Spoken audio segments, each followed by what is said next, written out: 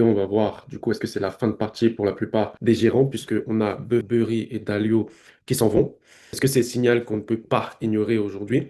Imaginez que les trois meilleurs capitaines de l'histoire décident de quitter le navire exactement au même moment. Ce n'est pas un scénario de film, c'est ce qui vient de se passer fin 2025. Warren Buffett, Michael Berry et Ray Dalio ont tous tiré leur révérence. Mais avant de partir, ils ont laissé des indices glacés sur ce qui nous attend en 2026. Pourquoi Buffett cache-t-il 382 milliards sous son matelas? Pourquoi Berry a-t-il tout fermé après avoir parié 1 milliard contre l'IA? Aujourd'hui, on déchiffre leur dernier mouvement. Restez bien jusqu'à la fin car le thermomètre des marchés vient d'atteindre une zone rouge qu'on a vue que 2 fois dans l'histoire. Le 31 décembre 2025, une page s'est tournée. Warren Buffett a quitté son poste de CEO de Berkshire Hathaway à 95 ans. Il laisse les clés à Greg Abel, mais regardez son dernier bilan financier. Le chiffre choque, 382 milliards de dollars de cash. C'est plus que le budget annuel de certains pays. Le signal, Buffett vend plus qu'il n'achète depuis 12 trimestres. Apple, Bank of America, Amazon, il allège tout. Pourquoi? Parce qu'il ne trouve plus rien à un prix raisonnable. Quand l'investisseur le plus patient au monde préfère gagner 5% sans risque avec des bons du trésor plutôt que de toucher aux actions, c'est un message clair. Le marché est trop cher. Michael Burry, l'ultime pari de Cassandre. Michael Burry, l'homme qui a prédit 2008, a encore frappé. Juste avant de fermer son fonds Scion Asset Management en novembre, il a jeté une bombe atomique dans son portefeuille. Le pari, 1 milliard de dollars misé sur la chute de Nvidia et Palantir. La thèse, pour lui, la bulle de l'IA est une répétition de la bulle Internet de 2000 et il dénonce des bombes comptables cachées dans les bilans des géants du cloud. Après avoir placé ses pions, Burry a tout simplement disparu des radars et il attend que le monde lui donne raison. Et avec la chute récente de la tech américaine, il semble bien parti. Ray Dalio, la guerre du capital. Enfin, Ray Dalio, le globaliste, a quitté Bridgewater